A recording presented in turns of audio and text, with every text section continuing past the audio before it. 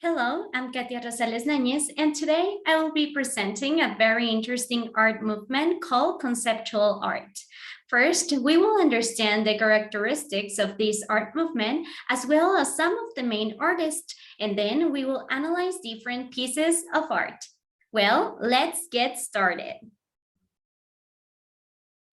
What is conceptual art? Well, conceptual art emerged as an art movement in the 1960s in the United States and Europe, criticizing the previously ruling modernist movement and its focus on the aesthetic. In conceptualism, the idea or concept behind the work of art became more important than the actual technical skill or aesthetic. Conceptual artists used whichever materials and forms were most appropriate to get their ideas across. This results in vastly different types of artworks that could look like almost anything, from performance to writing to everyday objects. The artists explored the possibilities of art as idea and art as knowledge, using linguistic, mathematical, and process-oriented dimensions of thought, as well as invisible systems, structures, and processes for their art. Let's analyze its history in brief. Although conceptual art was first defined in the 1960s, its origins trace back to 1917, when Marcel Duchamp famously bought an urinal from a plumber's shop and submitted it as a sculpture in an open sculpture exhibition in New York, for which he was on the section committee. The jury rejected the work, deeming it immoral and refusing to accept it as art. Duchamp's questioning of where the boundaries of art lie and his critique of the art establishment paved the way for conceptual art. You can see the piece of art in the image called Fountain. During the late 1950s and early 1960s, conceptual artists were influenced by the brutal simplicity of minimalism. But for conceptual artists, art needed not to look like a traditional work of art or even take any physical form at all. This was an attack to modernism, and consequently, it came to an end. Conceptual art officially emerged as an art movement in the 1960s, when the term concept art was already in use by members of the Fluxus movement like Henry Flint. In this case, we have Fluxus, which was a group that embraced artists from Asia, Europe, and the United States. And by the 1970s, conceptual art was already accepted, famous, and used in the US, the Soviet Union, Japan, Latin America, and Europe. The main characteristics of this art movement were that artists abandoned beauty, rarity, and skill as measures of art. They focused on ideas and meanings rather than works of art. They accepted the use of text as well as imagery, along with a variety of ephemeral. And their principal art instruments were everyday materials, ready-made, and found objects. Moreover, it is important to mention some of the pioneers of this amazing art movement. Let's begin with Joseph Cosset, an American conceptual artist who actually lives in New York and London. One of his famous artworks is the one in 3 chairs, made in 1965. For this piece, he placed a wooden folding chair against the wall and flanked it with 2 prints, a black and white photograph of the chair and a photostat of its dictionary definition. The work, One in 3 Chairs, can be seen to highlight the relation between language, picture, and reference. It problematizes relations between object, visual, and verbal references, plus semantic fields of the term chosen for the verbal reference. The piece is located in the Museum of Modern Art, New York, US. Then we have Saul LeWitt. He was also an American artist who died in 2007, but who left a mark on the world with his pieces. One of his famous artworks is the 4-sided pyramid, which was constructed in 1965. It consists of concrete blocks precisely stacked to form a stark eye-catching pyramid. In bright sunlight, the blindingly white blocks and shadows play curious visual tricks on the eye as you view the structure from different angles. It is located in the National Gallery of Art Sculpture Garden in Washington, D.C., U.S. Finally, we have Yoko Ono with the half-bathroom artwork. Yoko is a Japanese artist that currently lives in Dakota, US. She became interested in using domestic household objects to provide visual representation for her poetic imagination. In 1969, she created the installation Half a Room as a response to waking up to find that her former boyfriend, Anthony Cox, had disappeared from her flat. The piece represented the half-empty space she had in her life at that time. The artwork simply contained a chair, a suitcase, and a space heater, each slashed in half and painted white as visual representation of the rupture of breakup and heartbreak that is both palpable and touching. Now, we will analyze 4 different styles of conceptual art, which are media art, video art, mail art, and e-art. Let's begin with media art.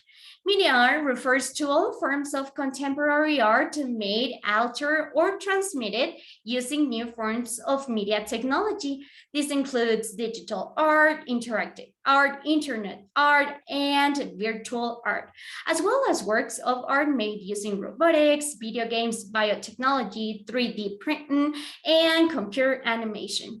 The artwork that is presented is called Video Flag. It was created by Namjoon Paik in 1985. The artist used the video as his art form to create rapidly moving images that combine to form the pattern of stars and strips of the American flag. The artwork is composed of CRT monitors that represent the American flag stars and strips through flashing imagery of technological advances and iconic moments from American politics.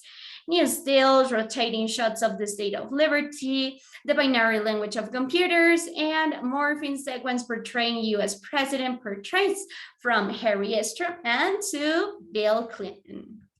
The always present image of the flag serves as a backdrop against which these individual cultural events and technologies are experienced, recalled, and understood. Video Flag is exhibited in the Hirshhorn Museum in Washington, D.C., U.S. I believe Video Flag incorporated the latest advances in video technology at that time and showed to the world that even technology with a unique touch can reflect a surprising piece of art.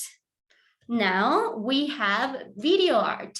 Video art is a genre of art that uses films, video recordings, and video projections as a creative or expressive medium. Video art is composed of 3 main elements: moving images, sound, and time. Video art is often site-specific and can be installed, exhibit, view, and recorded in different places. Video art began with the invention of the television in the late 1940s. However, it was not until 1960s that artists such as Namjoon Paik began to explore its potential. This video art is called Electronic Superhighway Continental US Alaska Hawaii, made by Namjoon Paik in 1995. It is constructed of 336 televisions, 50 DVD players, and 575 feet of multicolor neon tubing. It is a testament to the ways media define one man's understanding of a diverse nation. The artwork is actually located in Smithsonian American Art Museum. The different colors remind us that individual states still have distinct identities and cultures, even in today's information age. Paik augmented the flashing images seen as stuff from a passing car with audio clips from The Wizard of Oz, Oklahoma, and other screen gems, suggesting that our picture of America has always been influenced by film and television. Today, the internet and 24-hour broadcasting tend to homogenize the customs and accents of what was once a more diverse nation. Peck was the first to use the phrase electronic superhighway, and this installation proposes that electronic media provide us with what we use to leave home to discover. But electronic superhighway is real. It is a normal physical object that occupies a middle ground between the virtual reality of the media and the sprawling country beyond our doors. Now we have mail art. This is an artwork created especially to travel by regular postal mail service, with the artwork often placed on either a postcard or envelope. But the medium can also include a package. Artists who participate in mail art can create their pieces by painting, drawing, rubber stamping, or printmaking. They can make a collage or employ other methods to create their artwork. The envelopes that we can appreciate in the screen were made in 1976 by Jackie McLennan, but they are untitled. However, his purpose was to see awesomeness and create art with a very common thing, a letter. To this, he used collage techniques to produce original postcards. In the Postal Museum of London, England, we can find a huge collection of McLennan mail artworks. There are envelopes made out of pieces of fabric that have been stitched together, envelopes featuring illustrations, an envelope that has been ripped into two pieces and stuck back together. There are feathers, photographs, plastic, stickers, embroidery, wine labels, pom-poms, magazines, cuttings, and sure flavor sweets. In these pieces, we can identify the principles like movement, unity, harmony, variety, balance, contrast, and proportion, in addition to texture, form, space, shape, color, value, and line. I consider that mail art is a simple example of beauty with everyday objects, because we never have limits with our imagination, and it reflects that neither with art. Last but not least, we have eat art. In the 1960s, a new movement called eat art started to use food as a material in artistic creations. The movement radically changed the sense of artwork. It was no longer limited by materialistic boundaries and could use food, permeable products to form an ephemeral art.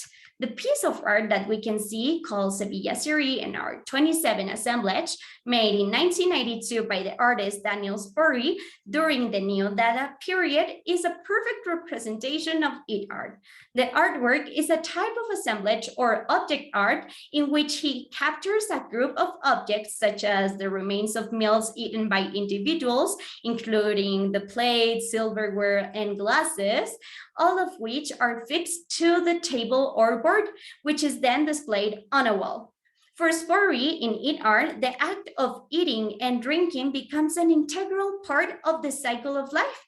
The piece is exhibited in Garden Il Giardino di Daniel Sporri in Italy. He fixes the remains of everyday situations such as a meal, a work table, or a flea market stand in a vertical tableau.